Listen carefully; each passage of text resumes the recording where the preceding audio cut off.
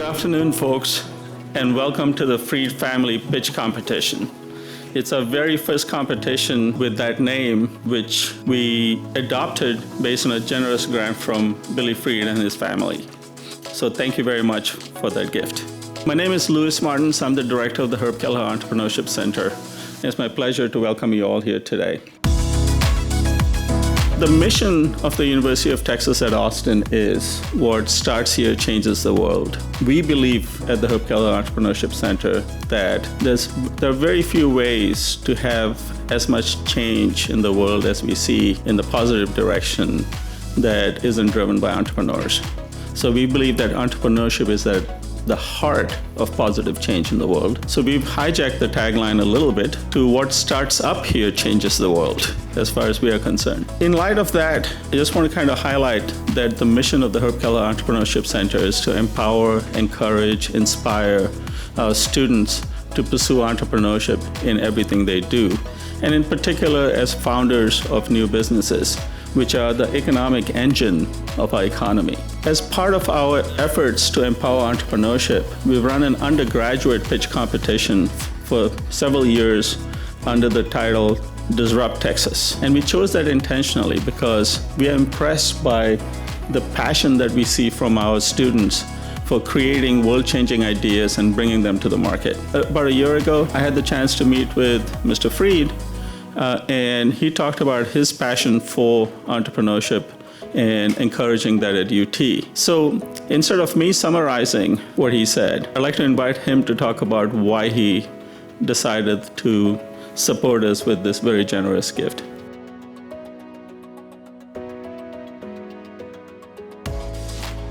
Well, this wasn't, prepared, and nor does it need to be. Fortunately, with 6 UT degrees in our immediate family, we were looking for the appropriate place to give back to the university and had the opportunity to disrupt Texas. I'm looking very forward to seeing the finals today, and I'm confident that there's going to be some real traction from these deals. But Louis, thank you, and thank everybody for being here, and thank the judges for your time to weigh in on the critical dynamic of awarding these prizes. But let's let it get started. But before that happens, let me tell you a little bit about this year's competition. We had over 70 applications, which were then scaled down to the 16 that competed in 4 semifinal heats, of which the winners are pitching today in the finals. The top 4 out of the 70 plus that applied to this competition, all undergraduate teams. In this competition, each team will have 10 minutes to pitch, and then 10 minutes for questions from the judges. They will evaluate the pitches on key criteria of innovation, achievability, scalability, nature of the problem, the solution, and quality of presentation. So let me introduce the judges. First, we have Kalyan Banerjee, co-founder and chief growth officer of Lumency, Inc. With over 16 years of experience in the IP industry, Kalyan leads a top IP consulting firm that advises clients on various aspects of IP monetization, patenting, analysis, and strategy. In his role as chief growth officer, his focus is on scaling Lumency as a trusted advisor to law firms, corporations, and deep tech late-stage startups. In his spare time from doing all of that, he also mentors early and growth stage founders on topics such as customer success, scale, growth, fundraising, and community. Next, we have Tony Giacaruso, president of Giacaruso Enterprises. With 35 plus years of experience in the hospitality industry, she offers deep insight and broad expertise in sales, marketing, and lead generation. She founded Giacaruso Enterprises in 2007, pioneering remote hotel sales services, providing hotels with an innovative approach to boost revenue and improve hotel performance and profitability. Today, her company is a multi-million-dollar enterprise with an extensive portfolio of over 800 plus partner hotels. Next, we have David J. Neff, the operational partner of Elliptic Capital. He's a senior level executive and serial entrepreneur who has 22 years of creating experiences that impact consumers' lives across roles in marketing, digital product, and strategy. Currently, he serves as an operating partner at Elliptic Capital, where he works with portfolio companies on people, process, marketing strategy, and culture. He spearheads the fund's concentration on climate change and energy transition as part of Elliptic Capital's deep tech thesis. He also serves on the board of directors for the Moody College of Communications at UT and the board of directors for the Multicultural Refugee Center. Fourth, we have Athena Simpson, founder and investor of Unrestricted Ventures. With over 2 decades of experience in the realms of media, marketing, events, and business strategy, she's a seasoned entrepreneur and business advisor. Throughout her career, she has founded and managed 4 diverse businesses spanning the food, media, high performance, and business consultancy sectors. Her most recent venture, Unrestricted Ventures, specializes in strategic acquisitions. A fun fact about her, we have to add this one. In 2019, chasing her adventurous spirit, she left her established London career to train with a circus in Indonesia and Guatemala. Please welcome Athena. That's what I call an unrestricted circus. Next, we have Wok Tran, who's CFO of Farbridge Inc. He's a seasoned entrepreneur who has established himself as a technical and financial advisor, providing guidance to startups navigating the complexities of growth and sustainability. At Farbridge, as CFO, he helps manage the financial and operational growth of a startup dedicated to making games and immersive experiences. He serves on the advisory board of the Herb Kelleher Entrepreneurship Center, and also, again, in his spare time, he serves as a current entrepreneur in residence. So any of the students in the room who would like to have advice and input and mentoring, he's available for office hours, and he speaks in classes and the like. Thank you very much for all of that and for serving as a judge here today, Wok. So now, without further ado, I'd like to introduce you to the first team pitching for big prizes today, Bobo. Hi, my name is Philip Beck. And my name is Ashanti Fairley. And we're the founders of Bobo, a mobile application designed to help simplify co-living task management. Imagine coming home after a long day of work to a pile of dirty dishes, an empty trash can, well, it's supposed to be, but it's overflowing, and an empty Brita. For our digital age, confronting your roommates often outweighs the mess itself, leaving students to shoulder the burden alone or leave it to the next person. According to a survey of almost 400 UT students, we found that nearly 80% has had some problem with their roommates before. And the kicker is that more than 2/3 of these problems stemmed from roommates not doing their chores. Current task management and productivity solutions make up a whopping $53 billion industry. Look, we have Asana and Monday for business, Canvas and Google Classroom for education, and even Notion and Todoist for individuals. But what about for roommates? According to popular online articles, the best app for roommates was considered to be Cozy. But as the name suggests, Cozy is built for families, not roommates, packed with unnecessary features for college roommates. And after using the app ourselves, we found the setup to be extremely tedious and had a clunky usage, and overall, the app was very unaesthetic. So what are current college roommates resorting to? Whiteboards. But let's be real, especially for our digital age, they're out of date. They're a hassle to update and usually forgotten within days of purchase. And as students struggling with this problem ourselves, Bobo initially started as a DIY rudimentary approach, a self-updating Google Sheet from where we manually copied and pasted reminders to send to our group chats. And honestly, the solution worked well enough that we convinced some of our friends to try it. And after a month of free service, our users told us that these reminders actually helped, and even some were willing to pay $1 per month for the continued service. So, after making a grand total of $12 in our second month, we began building a mobile alternative. For our MVP, the 3 key features that we focused on were 1, a modern and minimalistic design. As seen to the success of Slack, Dropbox, and Spotify, we knew that having a superior user experience was key in breaking through a market, especially for our young college demographic. And number 2, is easy task creation. From testing out our competitors' apps, we found that the setup complexity was one of the major friction points. To address this, we've curated a list of pre-configured tasks so roommates can easily integrate these into their daily schedules with only a click of a button. And lastly, automatic reminders. Perhaps one of the most simple but fundamental features of our app, these reminders take you out of the equation of having to remind your roommate to do their chores. However, we know that reminders alone might not be enough to solve the core of the problem.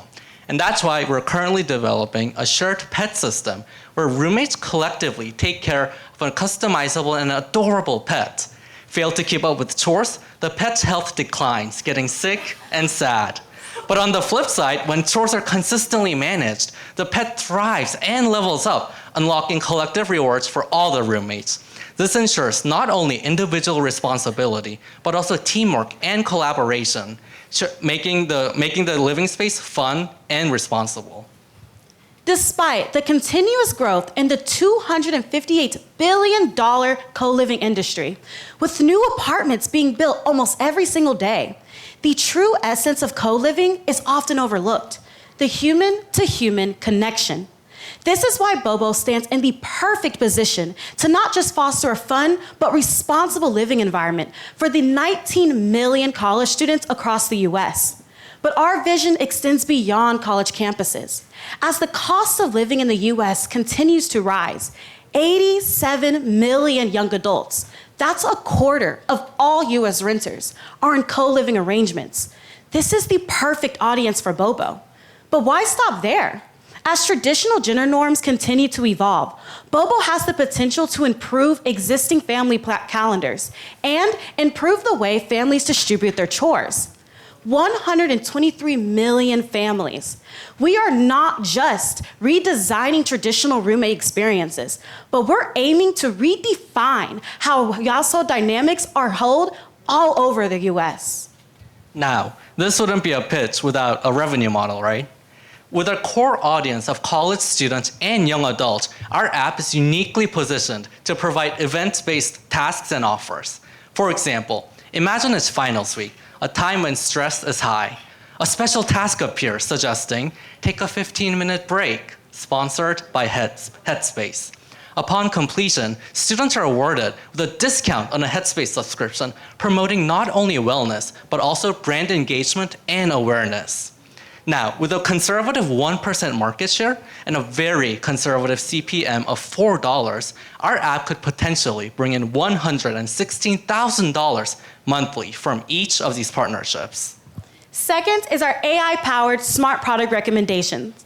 When our app detects, for example, consistent dishwashing, it can provide personalized offers like, congratulations, because you've washed the dishes 10 times in a week, here is a special discount, 50% off on this organic dish soap. Through the explosive success of Honey, we've seen the power of discounts in driving purchases. But Bobo can go a step further by making users feel like they genuinely earned these rewards, making the offer even more irresistible. Each year, 34 million roommate groups spend about on average $300 billion on groceries, $23 billion on cleaning products, and $5 billion on miscellaneous housewares, all of which are commonly shared amongst roommates. So once again, with the conservative 1% market share, if we could just facilitate 0.01% of these purchases with a 5% commission fee, we stand to bring in $137,000 per month. Now, with Bobo, forget those awkward nudges or passive-aggressive reminders. Simply agree on a common set of chores, do your task, and earn rewards. It's that simple. But also, it's important to remember that Bobo is a preventative measure for all 97 million roommates across the US, not only for those that are currently having roommate problems. That's why we're currently in talks with American campus brands to integrate our app into their move-in procedures. After all, positive roommate experiences often lead to extended stays and renewed leases, creating a win-win situation for both residences and leasing offices alike. Moreover, virality is built into the core of our app. With an average number of roommates consisting of 2.85 members, each new conversion into our app is most likely to bring in 2 extra users to our platform. Combine this with the dynamic social fabric of college campuses, where roommate complaints are one of the most common topics of gossip. Our app is replicating the viral growth strategies of tech giants like Facebook, Uber, and Tinder, which all targeted college campuses to begin with. Leveraging on this advantage, we're gathering a group of college-focused content creators. By providing bonuses for viral content and encouraging others to replicate its format, we are creating a virality machine. And not only that, next we have our student outreach program. With our college ambassadors, they will host events and collaborate with sororities, fraternities, and student organizations. We are replicating Tinder and Bumble's explosive marketing tactics. Our app is currently in beta testing with 38 active users. And as we refine our core features through rounds of user feedback, we're set to launch in UT Austin, NYU, UCLA, and UIUC on January 6th, aligning with the start of the new semester. In order to execute on this plan, we're asking for an investment of $20,000 to turbocharge Bobo's growth. These funds will go towards validating our go-to-market channels and scaling our back-end infrastructure to support our growing user base. Finally, we would like to thank our mentors, Mr. Gustavo, CEO of People Fund, who encouraged us to begin this entire venture. Mr. Baer, founder and CEO of Capital Factory, who provided the necessary connections and resources, and Mr. Haley and Ms. Samira, both former YC partners who helped us refine our product, talk to our users, and guide us towards success. Your investment will be the catalyst that propels Bobo into becoming the definitive solution for roommate task management. Because we truly believe what starts here will change the world. Thank you.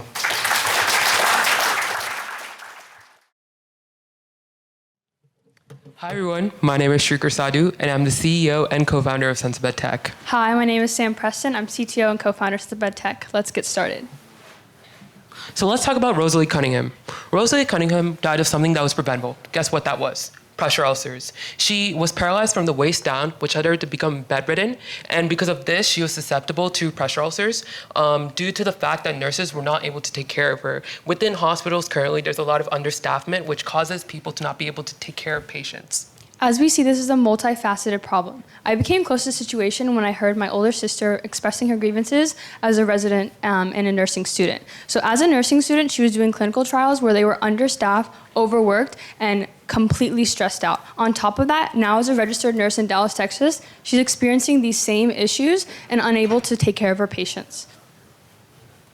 So let's do a little bit of Bio 101. What is a pressure ulcer? A pressure ulcer is essentially caused when you sit in an area for a longer period of time, and especially during the joint. In the joint, if there's a lack of blood supply, it's going to cause a lot of discoloration. If that happens, it's going to cause a pressure ulcer to develop, and if it's not treated, it's going to cause a bacterial infection known as sepsis. So currently the status quo for patient care is nurses have to inspect the patient's skin, which is highly invasive. It makes a patient feel uncomfortable. And because of this, they have to check it every 2 hours. And to be real, do nurses have the time to do this every 2 hours if they have so much to do every single day? And basically because of this, hospitals, even if they have lower rates of pressure ulcer development, there's still a 4% chance that they're going to develop pressure ulcers. Now, Rosalie is not the only one suffering from this instance. There's 2.5 million people in the United States that are hospitalized for pressure ulcers. Now, 60,000 of those people are tragically passing away. That is absolutely ridiculous. It's 2.4% mortality rate within 1 year of discharge. Now, even those that survive, that's a 4.5% risk of death even after overcoming these challenges. Now, getting into the financial cost, if we're spending this much money and we're not offering a full recovery, is absolutely ridiculous. Now, getting into pressure ulcers, the healthcare system is spending $26.8 billion a year on pressure ulcers. Now, let's take an example of a 300 acute care facility. They are setting aside $14 million to take care of pressure ulcers as well as treatment. Now, going from our market, so our total addressable market here globally is 6.69 billion. Stepping down into the United States, we have a 1 billion market here.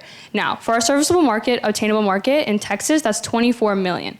If we're able to provide a proactive solution and comprehensively take care of these and adapt these solutions in the healthcare facilities, we'll be able to really uplift the financial burden that we're putting on our healthcare system and get out of debt. So let's go back to a number of 6 billion. That is currently what the market size is, but by 2031, that market is going to get to 10 billion. So what are the contributing biological factors to this? Things like age, the increased level of population, especially seniors, along with people that have COVID-19. Because of these type of diseases, people are becoming more susceptible to ulcers and becoming more bedridden. On top of this, there's a large industry demand for pressure ulcer-related products within the DoD for military, hospitals, and rehab centers as well. So we need to do something about this in order to prevent pressure ulcers from happening and meet that demand. And now I'm going to get into the product. So I'm going to get into this as well as where in the integration of the mattress the sheet is going to be integrated, as well as what it's going to look like from the nurse perspective. So taking from the left to the right side, we see our patient. These red spots are the pressures forming. So as the threshold is being met, as the patient is laying on the mattress in the bed, a notification is going to be sent to the nurse that the threshold is increasing at that level and that the patient needs to be inverted. Inverted just means pissing them to the other side to diffuse the pressure. And then now, where does Sense of Bed Tech come into this? So in a typical bed, you're going to have your fitted sheet, or you're going to have your disposable sheet, then your fitted sheet, and then the Sense of Bed Tech hardware, which is just a flexible PCB board that has all these sensors integrated into it. And this is to allow an unobstructed position and comfortability for the patient. And then from the nurse perspective, we see here that Evan is tuned into his hospital. He has his patients for that day and his typical tasks. Getting into the aspect of where we come in, this is going to be our patient profile. We have the typical information on the chart on Lily Williams, and then we see the pressure risks. So we're going to take these 3 areas, for example. Now, for the elbow, it's 30 HMMG, which is the unit of pressure for the body. When that threshold is over met, that means a pressure ulcer is going to be forming. So our Sense of Bed software is going to be able to detect that the threshold is getting close and is notifying the nurse to come in and invert the patient to diffuse this issue. So let's talk about the market share. Currently, there are 3 types of products that exist. The first type of product is wound therapy products, which are a reactive solution, which consists of hydrogel, which is placed after the ulcer develops in order to alleviate the pain that is felt after ulcers are created. While these solutions are essentially reactive, they also make the patient feel uncomfortable. The second type of product that exists is a sensor that is placed on top of the patient's body to detect movements that the patient may be feeling. So it's just a timer so that the nurses can come after 2 hours and invert the patient again, which again is, while it's proactive, it is not cost efficient. So the third type of product that exists is essentially an alternating pressure bed, which is a dynamic support system for patients. So it's going to track the pressure and then modulate the pressure using an air system. However, this product is a proactive solution. It is not cost efficient. It's a huge product, as can be seen right here, that has to be implemented in a hospital with an entire room. You need to take out the current bedding system and put this in so that you can make space. Now, on the locations that we are going to target before I get into the growth module. So we know that these 3 areas in Texas of our serviceable obtainable market are epicenters for healthcare facilities as well as hospitals and nursing homes. A couple of other contributing factors that I want to point out in Houston, San Antonio, and Dallas is that the number of hospitals as well as nursing homes in these locations are the highest in Texas. And then taking into account that the significant growth of the population as well as the elderly communities in Dallas and retirement homes. Now, going into our growth module, so right now, we're in the MVP development stage, which is ground zero. So right now, we're working to create our MVP as well as going into doing more brand outreach through our direct website. With your help, we can expedite this process and immediately start saving patients and helping nurses nationwide. So going into the nursing homes in Texas, like I mentioned earlier, we're gonna attack Houston, Dallas, and San Antonio, and then be able to go on to, while we're attaining our FDA approval, as well as clinical trials into hospitals nationwide. As we know, the healthcare system is a super difficult barrier of entry to get into, especially when you're saving patients and being integrated into that system. And we want to make sure that we're providing the most validated and credible product to these people. And then after we go into the nursing homes and hospitals nationwide, we hope to do an international expansion. As we explained earlier, our global market is 6.69 billion. There are a little under 8 billion people in the world, so everyone sitting here today is susceptible to developing pressure ulcers. I would prefer a more practical solution to stop these from forming so that we don't have chronic issues that we're going in and out of the hospital for. So how would Sensibet make an impact? To quantify it, for patients, we're able to save $500 on initial pressure ulcer development. So specifically for stage 1, which is just initial ulcer development, we're saving $500. For later onset ulcer development, we're saving $70,000, which helps us to reduce the risk of ulcers by 10%, which means we're saving $3.5K per ulcer. Let's take it back to my sister. For the nurses' efficiency in the hospital systems, they spend about 2 hours per patient, and we're going to be deducting that to just 1 hour per patient. That's freeing them upwards to 365 hours annually. So who are we?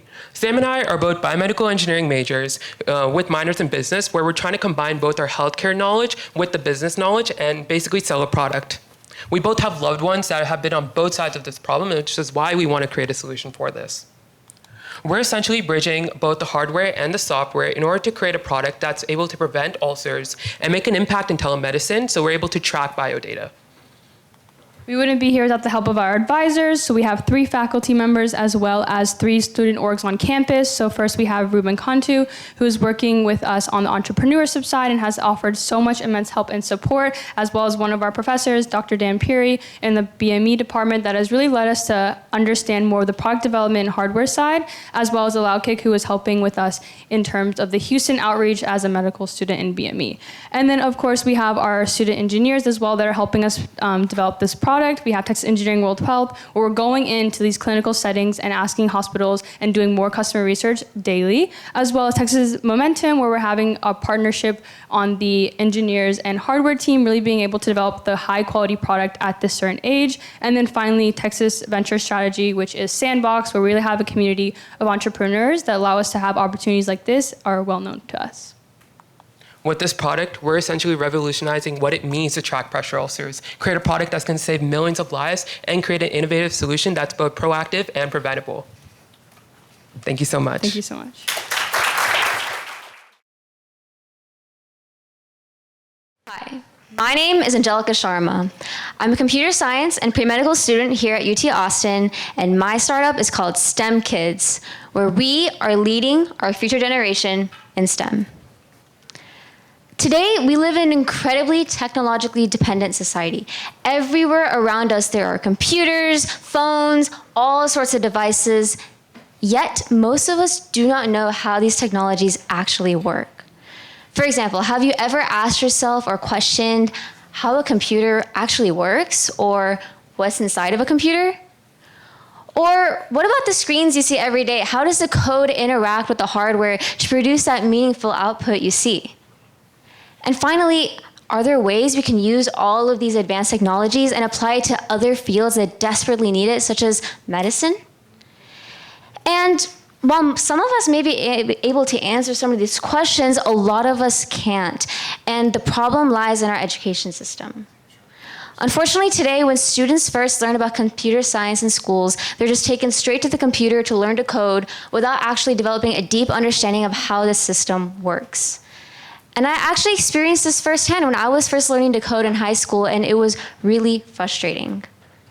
But there's more to the story. Not only is computer science education incomprehensive, but it also doesn't exist in many places. Over 70% of middle schools in the United States do not offer any sort of computer science course. And less than 50% of students in the United States in total get to take a computer science course. Yet, there's a huge demand for computer science knowledge and skills. Over 92% of jobs require some sort of technical or digital skill.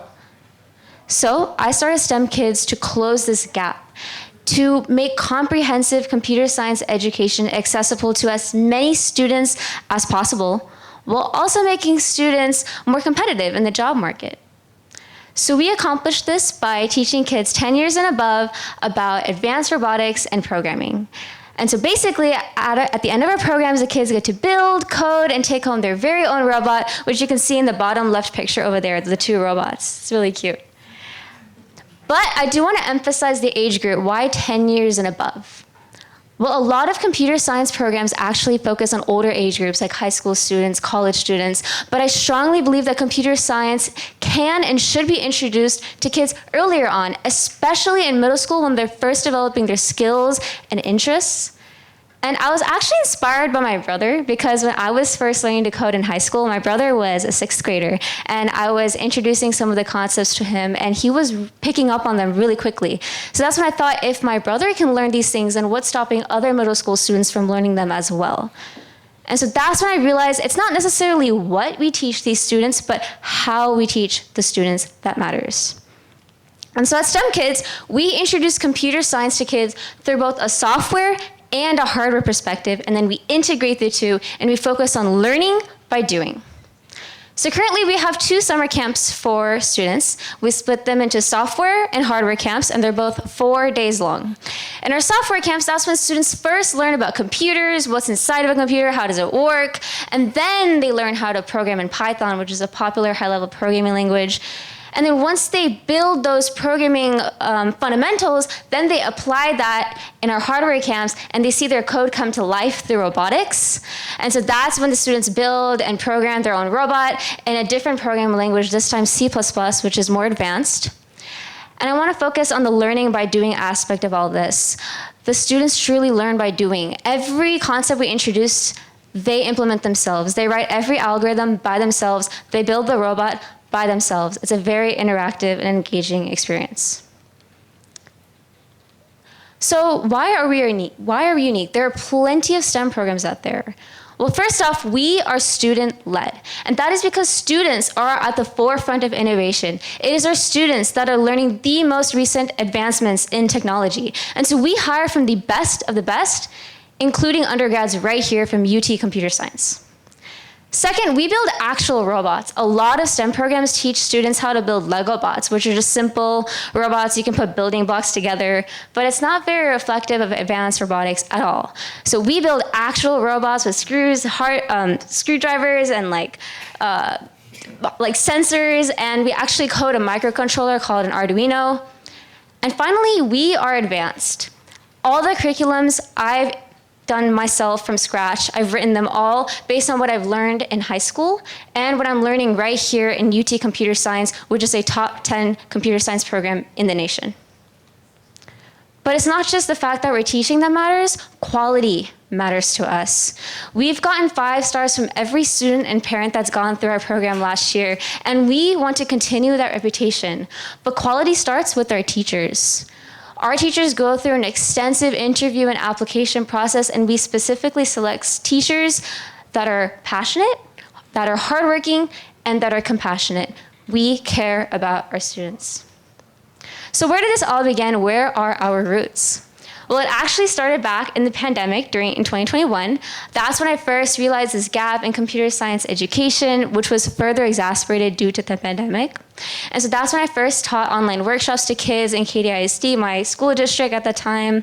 And then I also led a small robotics car project with 9 kids in person with COVID-19 precautions, just to see, are people interested in learning this? And turns out they were. There was a huge demand, as you can see. So then the following year in 2022, when the pandemic precautions alleviated, that's when I decided to actually create a software and a hardware curriculum and test it out. So I hosted 3 summer camps in my hometown, Katy, with those curriculums. It was a huge success. There was so much interest that I couldn't handle it. I was the only person teaching. I couldn't handle so many kids. It was really stressful. But that's when I realized that if I wanted to expand and teach as many students as I could not be the only one teaching. I had to give other students the opportunity to give back as well. So last year, 2023, I built a hiring and training process for students, teachers, and I was able to hire 5 teachers, and together we hosted 4 camps in Katy, and it was a huge success. So what is our growth looking like? Well, first off, let's take a look at our market. Just in Katy alone, with just 1 school district, I taught over 100 kids. And there are more than 300 cities in the United States where we can possibly expand to. Also, the K-12 education market is one of the fastest growing markets out there, expected to value at $4.3 trillion by 2030. A little bit about our finances. Each 4-day camp gives us about $5K in revenue from last summer. Our main expenses are our teachers, about $1K per teacher, and then for our hardware camps, those robotics kits, about $30 per student. But our profit margins are huge. It's at about 63%. And our stats from last year, we've had an employment growth of 500%, revenue growth of 68%, and we have no debt. So what is the future going to look like? Well, we are going to continue to expand. Right now, I'm in the process of coding our website from scratch, and I'm also creating an online curriculum for high school students because a lot of my middle school students from my camps in previous years have been reaching out to me, asking me for more content, and I think it would be a great opportunity to continue to build upon those fundamentals we introduced in our middle school camps and create this online curriculum that can be super scalable, accessible to anyone who has access to the internet internationally. But I don't want to get rid of the in-person aspect of our camps because that gives a meaningful experience to these younger kids. So this summer, I'm expanding into Austin. So we're going to have camps in Katy and in Austin. And then the following summer, we're going to expand into Dallas, Seattle, Boston. Basically, wherever there's a school, there are students to teach, and that's where we're going to be at.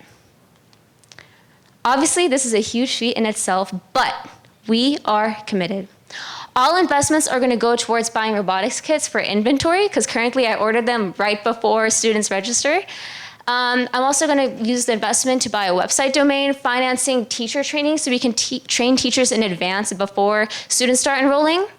Also paying rent for camps, that's the biggest thing as we continue to expand into different cities, paying rent for having a classroom. And finally, advertising and marketing, especially for this summer, I want to focus on that. Last summer, I did not advertise and market, and I want to definitely focus on that this summer and see how the results are like, and that will require some money. I strongly believe that STEM is inevitably our future, and that it is our responsibility to fully equip our future generation with the skills and support they need to positively change our world, as we say here at UT. And that's my mission with STEM Kids. Thank you.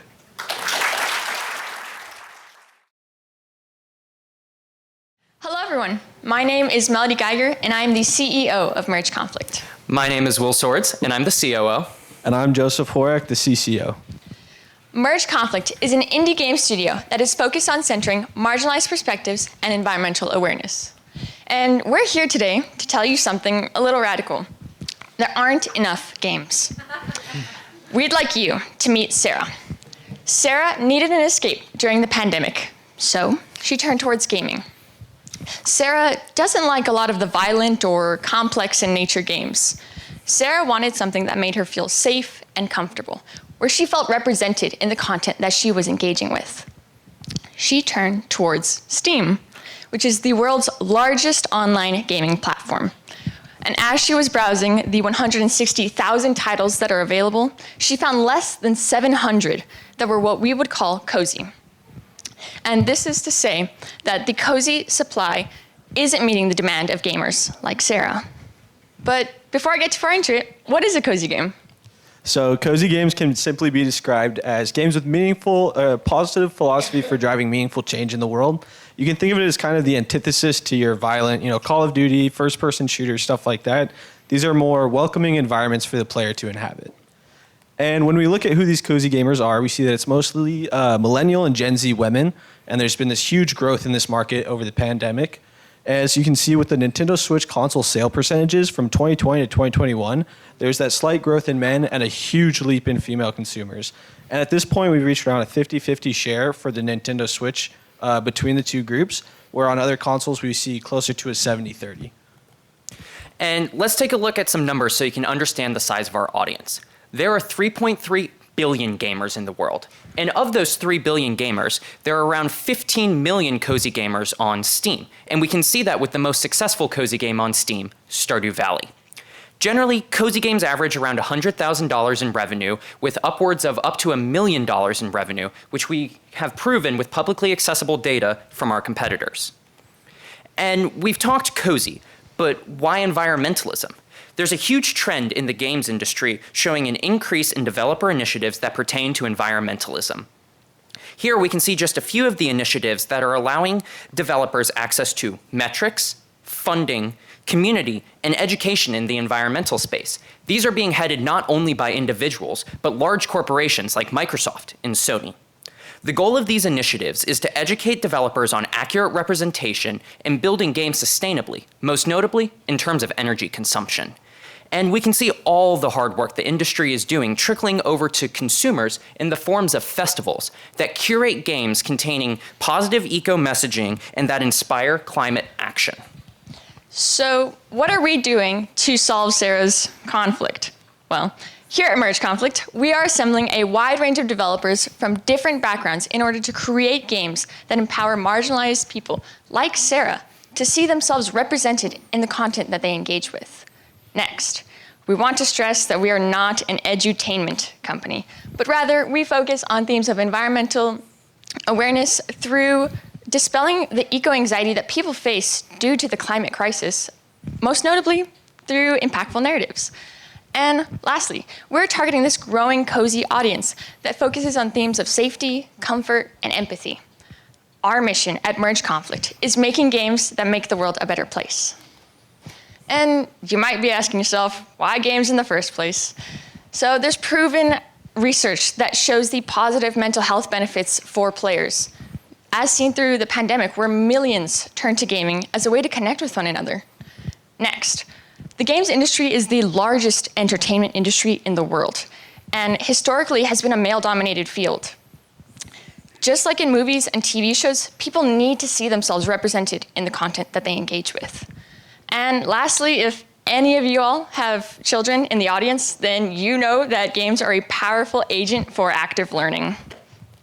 Yeah, so now that you know what we're trying to do, let's take a quick look at the team and Sprout, who's kind of our official studio mascot. So up top, you can see us three, and then on the bottom row is our three other partners, Connor Blankenship, Karina Turia, and Ethan Godwin. And among us, we have industry experience from the indie level all the way up to AAA video game development. A bit about our story: we come from different parts of the country, and we met here at UT Austin, where we found our shared vision of what we wanted to do with game development. In 2022, over 2 semesters, we started work on our first project, Refresh, and we found a ton of support from both within and outside the university. And as you can see, compared to the games industry at large, we've been able to assemble a diverse team that's Mexican-American, queer women-led. And here's some of that support I was talking about with our Merge Conflict mentors. Thanks to UT's resources, we've been able to combine our creative expertise with UT business and financial expertise. So now that you've met the team, let's take a look at our timeline. Jojo walked us through 2022, which brings us to 2023. And it's been a great year for us. Not only did we showcase at GDC, which is the world's largest game developer conference, but we also commercially launched our first title on Steam. And through GDC, industry professionals found our team and invited us to showcase at an international conference in the UK called Develop Brighton. And it is through this conference that industry veterans approached us to go to market on a new platform, the Nintendo Switch. Which brings us to where we are now, in active development with Negative Karma, a co-development studio who believes in our vision. And looking forward, we are more than just one game, but we're a studio, which means that we are in current pre-production on a new title that we will be taking to consumer and developer conferences in order to engage with publishers and our target audience. So let's zoom in real quick on Refresh, the game that we've already released. A few quick important points. Solarpunk theming. This ties into the pro-environmental messaging that we were talking about before. And another important thing is that it runs about 90 minutes in length. This is important because when we were researching our target audience, we found that a lot of them wanted more pick up and put down experiences that were either shorter in length or more digestible. So let's take a look at Refresh's numbers. To date, we've sold over 2,000 units and are approaching 10,000 wish lists. We have a conversion ratio of 12% of wish lists to sales, which is above the average conversion ratio on Steam of 9%. Being full-time students, we had next to no time for marketing. And despite that, we've reached over 90,000 people on YouTube with other content creators highlighting our work for us. We have over 100 reviews with a 98% very positive rating, which is impressive given Steam's binary recommend or do not recommend system. So our audience recommends our product and wants more content from us. And we've talked a lot about Steam, so why go to market on the Nintendo Switch? The Nintendo Switch is the cozy gaming platform. With over 129 million consoles being sold, at least 1/3 of those console owners are interested in cozy games, which you can see with the 43 million of copies of Animal Crossing that have been sold. Having talked to people in the games industry, we've been told that generally, cozy games do better on the Nintendo Switch compared to Steam at a ratio of 2-to-1. So with all of this data, we're going to launch Refresh on the Nintendo Switch in April of 2024 with support from Negative Karma, brand new content, and at a higher price point. And that's our business model, a one-time purchase of a fully featured game with the potential to easily create more content to be sold later as additional downloadable content at a lower price point. And this is how much it'll cost Merge Conflict to develop a game. This first set of numbers is how much it will cost us to release a game like Refresh just on Steam in English. This second set of numbers is how much it'll cost us to release a game on both target platforms and in 7 localized languages. And with any funds that we're awarded from the Freed Family Pitch Competition, we will allocate the first 10 grand towards attending GDC in 2024, as this is where game studios go to connect with publishers who will fund their future projects. And with any remaining funds, we will use these to purchase vital infrastructure that is necessary for maintaining Merge Conflict as a business and as a game development studio. And we'd like to close with why you all here at Freed Family should believe in us. We've identified a growing, cozy market of gamers like Sarah who are eager for more content. Next, the team. Merge Conflict would not be the studio it is without the trust and talent from the people behind it. And from our experiences showcasing Refresh, we've received incredible industry support. When you have industry veterans telling you to change your student game from a freed model to a paid model, you listen. Which brings me to my next point. We've seen proven success with our first title.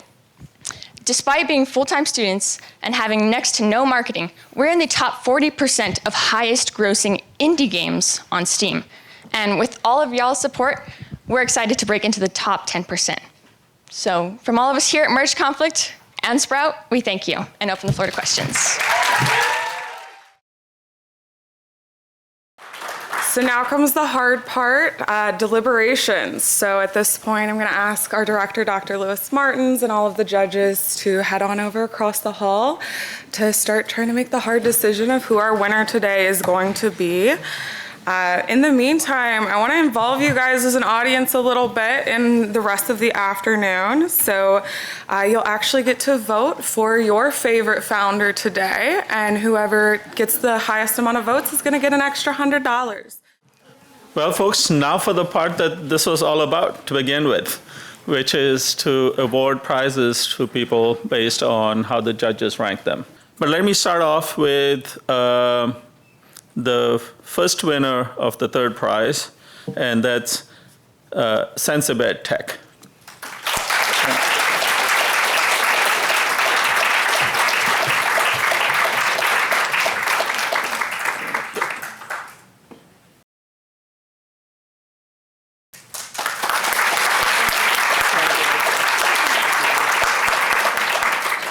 Sensibed Tech was also the winner of the Audience Choice Award.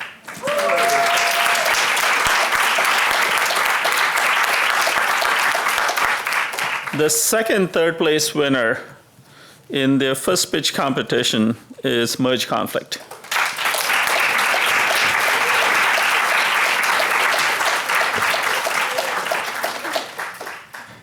All right, folks. Now it's time to announce the winners of the grand prize for the first Freed Family Pitch Competition, and that goes to STEM Kids.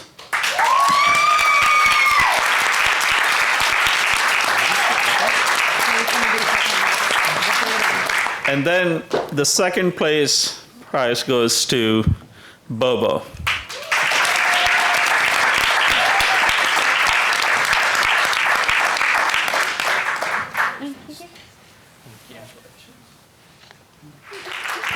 All right, folks. With that, let me thank all the participants, the Freed family, the judges, the staff who put on this event, and all the attendees for coming here and supporting our students as they pitched their businesses.